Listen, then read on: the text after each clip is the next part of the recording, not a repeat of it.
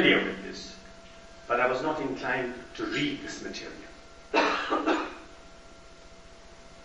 But in that summer or spring and summer of '83, I somehow made a little victory over myself. I said, I'm going to read these books. I may not agree with these books, but I'm going to read them. I did. Mostly in the Oxford Town Library and also in the other Commonwealth India-Pakistan Library. And I got lots of new insight on the history and the politics of my part of the world. And the result was a book called Understanding the Muslim Mind,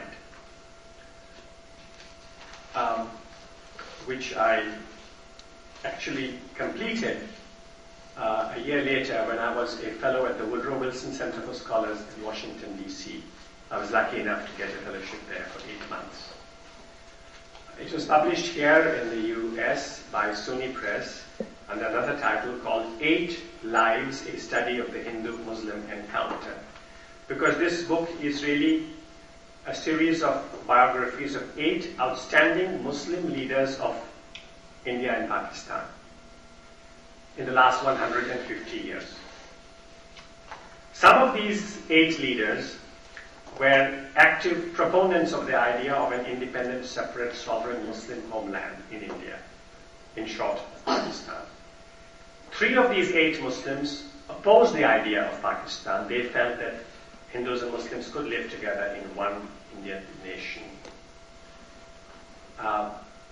I decided that I would study all these 8 as objectively as I could, consider their reasoning as objectively as I could, even when it differed very sharply from the reasoning that I was brought up in, the conclusions I had made my own, but I would be open.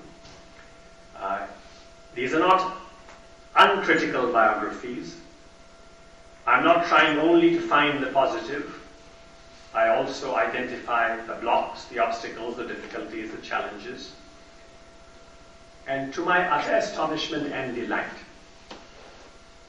this effort of mine found warmth, favor, approval in Pakistan and India alike, among Muslims and among Hindus, staunch Hindus, those who were critical of the notion of secularism and pluralism that Gandhi espoused, as well as some very passionate Muslim extremists in Pakistan and in India.